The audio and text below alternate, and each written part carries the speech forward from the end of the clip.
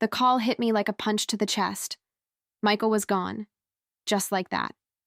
One moment he was on the road for work, and the next my world was split wide open. I sat frozen, the phone still in my hand, the words ringing in my ears. The walls around me closed in, the air felt too thin. Everywhere I looked screamed his absence, his jacket draped over the chair, the newspaper half read, his cologne still hanging in the hallway. I couldn't stop shaking. Friends came by with casseroles, whispered condolences, and gentle hands on my shoulder, but nothing pierced through the fog. Nights were the cruelest. I'd roll over, expecting the warmth of his body beside me, only to meet cold sheets and an emptiness that swallowed me whole. That silence was heavier than grief itself. My chest ached with every memory, the laughter we shared, the mornings we built, the little dreams that would never see the light of day. Days blurred together in a haze. I ate only when someone reminded me. I slept only when exhaustion forced me to. And more than once, I caught myself whispering his name into the dark, as if somehow he might still answer. I remember collapsing into my friend's arms one evening, my tears soaking her sweater.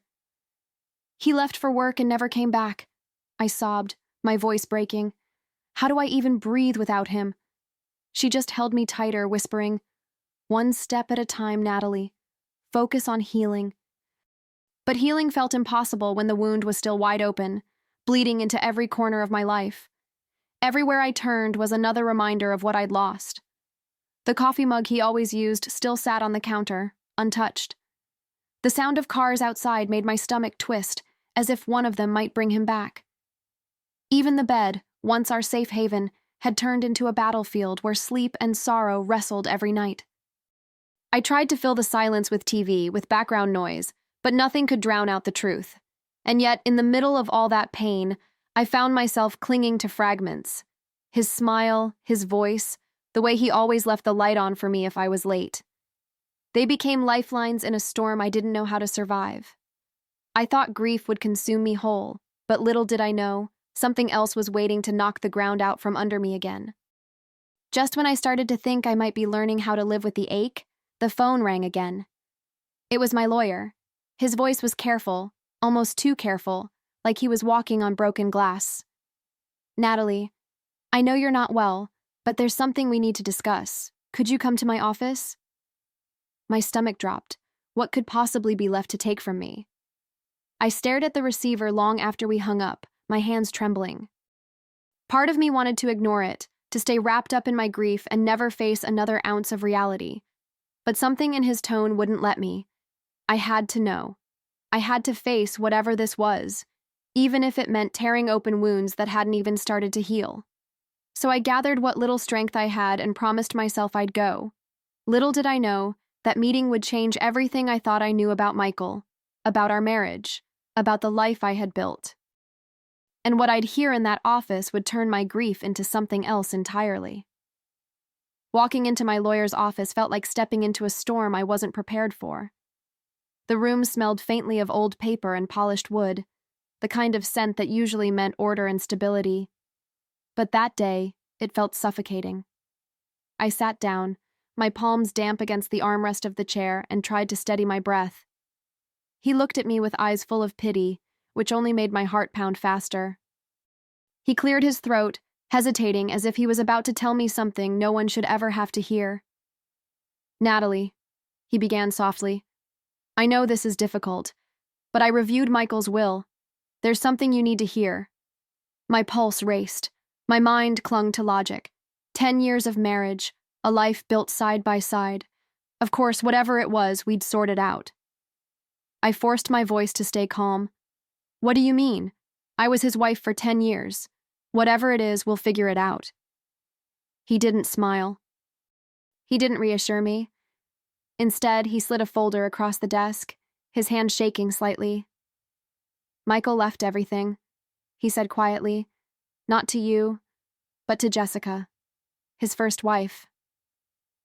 For a moment, I thought I had misheard him. Jessica?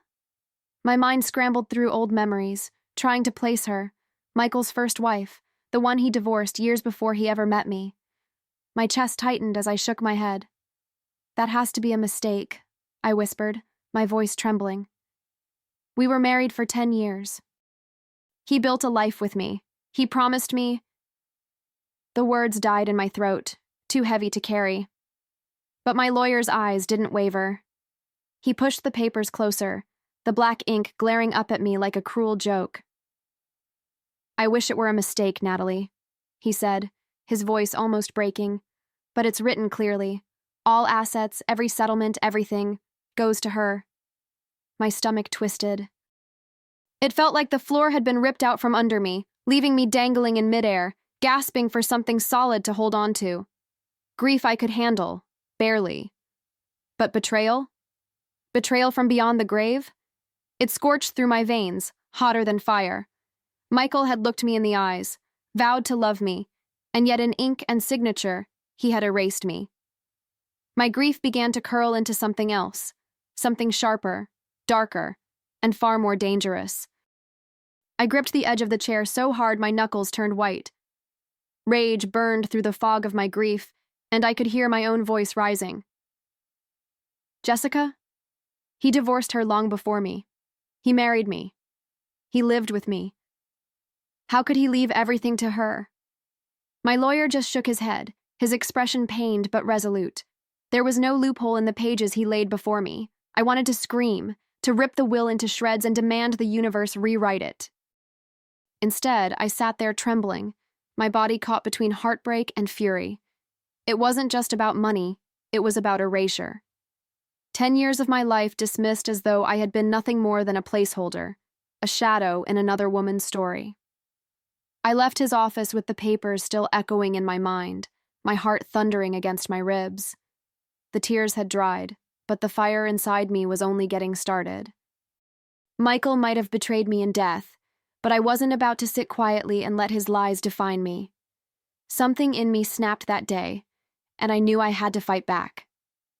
I stormed through my front door, the echo of it slamming shut rattling the picture frames on the wall. My head was spinning, my heart pounding, as Michael's betrayal replayed over and over in my mind. 10 years.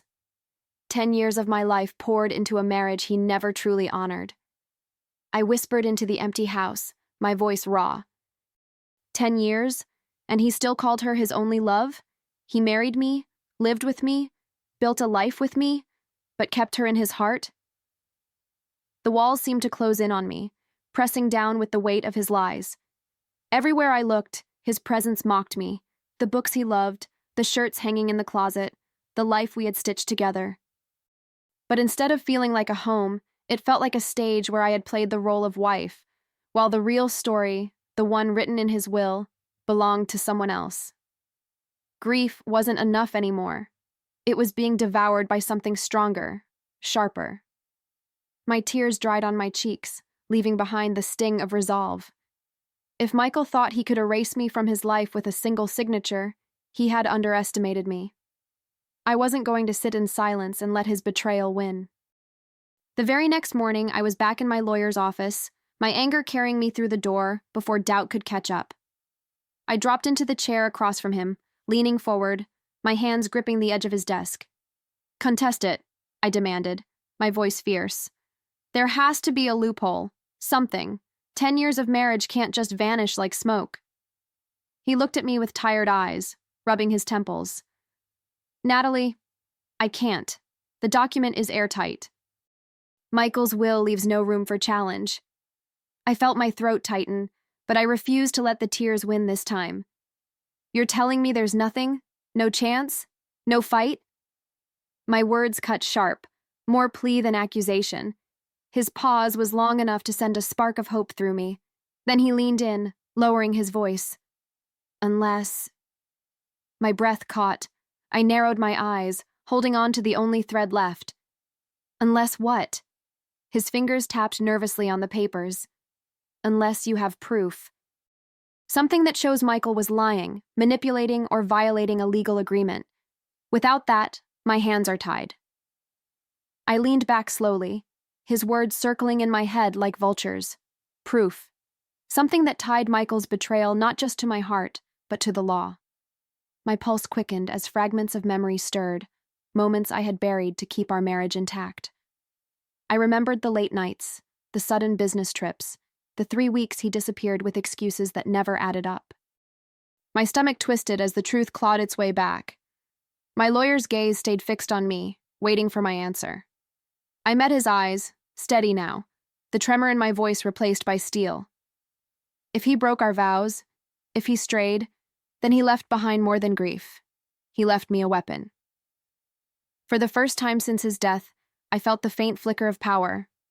I left that office with a fire burning in my chest, stronger than the grief that had kept me paralyzed. Michael thought I would never uncover his secrets, but I knew better. He had underestimated me in life, and I wouldn't let him continue to in death. I was ready to dig where he thought I'd never dare. That night, I pulled out every box, every folder, every forgotten drawer in the house.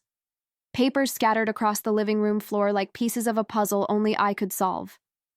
My hands trembled, not from grief this time, but from a sharp, rising determination. Somewhere in this mess of years lived together, Michael had left me the very thing that could undo his betrayal.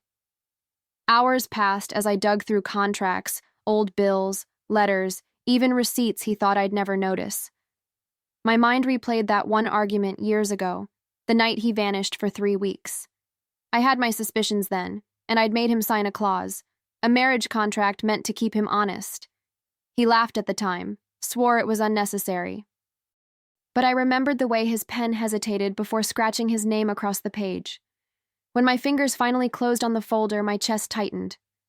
There it was, the document, signed, dated, notarized.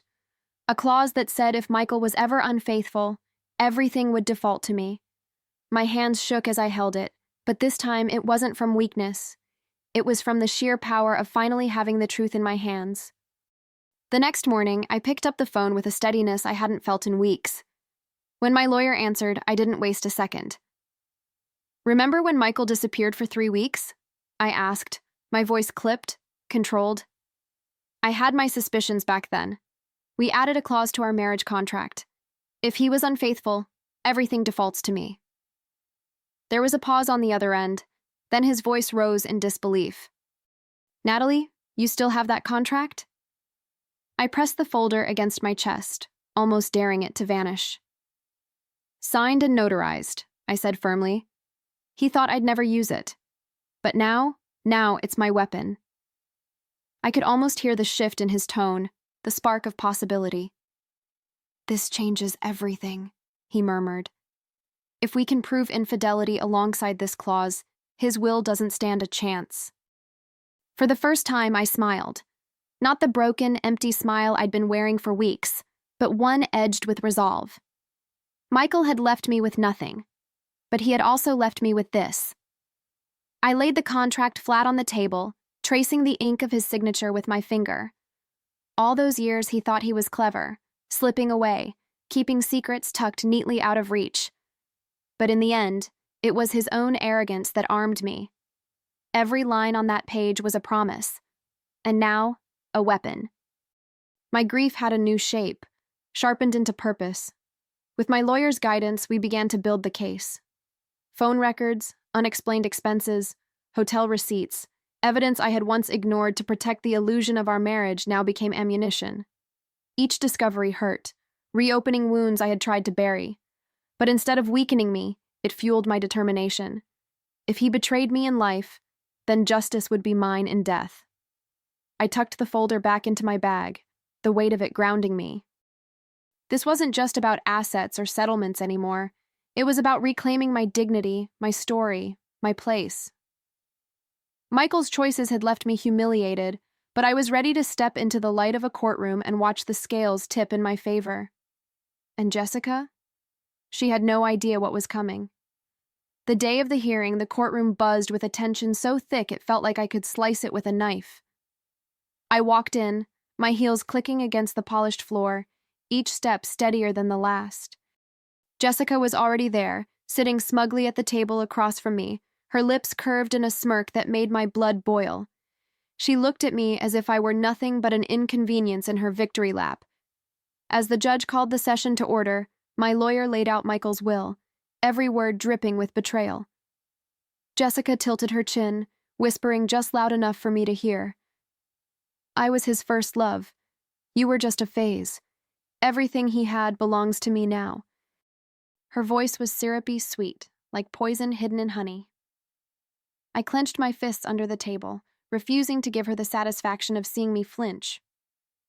Then, at the perfect moment, my lawyer stood, holding up the marriage contract like a sword unsheathed.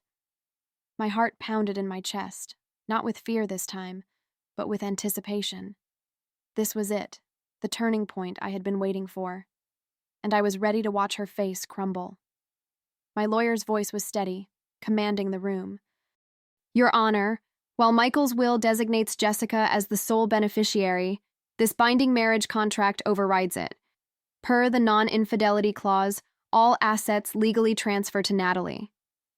The words rang like a gavel themselves, sharp and final. I sat tall, my eyes fixed on the judge, though I could feel Jessica's stare burning into me. Her composure cracked almost instantly. She shot to her feet, her face flushed with fury. This is outrageous, she hissed, her voice echoing through the courtroom. He loved me. He told me I was the only one. That contract means nothing. I turned my head slowly, meeting her eyes, my lips curling into a cold, deliberate smile. Outrageous, I said, my voice calm, almost serene. No, this is justice. Michael betrayed me in life. I won't let him betray me in death. The silence that followed was deafening, every person in the room hanging on the edge of that truth. For the first time since Michael's death, I felt powerful, not as his widow erased, but as the woman reclaiming everything he tried to take from me. The judge reviewed the contract, his brows lifting slightly as he read each clause. Then, with a firm strike of the gavel, he ruled in my favor. All assets are to be transferred to Natalie, he declared. Jessica's claim is null and void. My chest tightened as the words sank in. Relief, vindication, and something deeper, like the ground finally solid beneath my feet again. Jessica's face twisted with disbelief, her eyes flashing with hatred as she gathered her things. She muttered under her breath, but her voice trembled, her power slipping through her fingers. She left the courtroom in a storm of indignation, her heels clattering like hollow thunder. Watching her retreat felt like exhaling for the first time in weeks. I rose from my chair slowly, my lawyer giving me a nod of respect. As I walked out of the courthouse, the air felt lighter, fresher, almost new. Michael had tried to silence me with his lies, but I had found my voice again. This wasn't just a victory, it was my revenge, my justice, my beginning. And though the wound of his betrayal still burned, I knew I'd never let it define me. 2 years later, my life looked nothing like the ruins Michael left behind. The grief had softened, no longer the weight that kept me pinned to the floor, but a quiet ache I carried with me. I had rebuilt piece by piece, pouring my time into charity events, helping others who knew loss in their own way. Somewhere along that path, I found my strength, not the fragile kind that cracks under pressure, but the kind forged in fire. One evening at a community fundraiser, I found myself laughing at something I hadn't expected, a simple joke, delivered by a man with kind eyes and a warmth that felt like sunlight after a long winter. His name was David. He wasn't flashy, he wasn't trying to impress anyone. He was just real. And that realness caught me off guard in the best way. As we talked, I felt something shift inside me. It wasn't the dizzy rush of infatuation I once mistook for love. It was steadier, gentler, the kind of connection that sneaks up on you and makes you wonder if maybe, just maybe, fate hasn't forgotten you after all. David had this way of making me laugh without even trying, like he was reminding me what joy felt like. We stood near the refreshments table, paper cups of coffee in hand, when he leaned a little closer and said with a smile, "I can't believe I'm saying this, but meeting you tonight feels like fate." My cheeks warmed, and for a moment, I forgot the years of pain that had weighed me down. I looked at him, really looked at him, the honesty in his eyes, the quiet steadiness of his presence. My voice came out softer than I expected. For the first time in a long time, I believe it might be. Saying those words felt like opening a door I thought had been sealed forever, and instead of fear, I felt lightness. The fundraiser buzzed around us, people chatting, laughter rising, but it all blurred into the background. For the first time, I wasn't haunted by Michael's shadow or Jessica's smirk. I was simply standing in a moment that was mine, free and unburdened, with someone who saw me for who I truly was. As the months passed, our friendship grew roots, deep and steady, until it blossomed into something undeniable. With David, there were no secrets, no ghosts hiding in the shadows, just honesty, laughter, and the simple joy of being chosen every single day. He didn't try to fix the cracks in me. He held my hand as I healed them myself. That kind of love, I realized, was far more powerful than anything I had ever known before. Looking back, I saw the woman I had been, the widow left with nothing, the wife betrayed, the fighter clawing her way through courtrooms and contracts. She had been broken, yes, but she had also been remade, stronger, wiser, unshakable. And now she stood at the beginning of something new, not defined by loss, but by the courage to embrace love again. I lost everything once, but in that loss, I found myself. And when David smiled at me across the table, his hand brushing mine, I understood the truth. Michael's betrayal had ended one story, but life had given me another. One filled not with lies or shadows, but with love that was finally completely mine.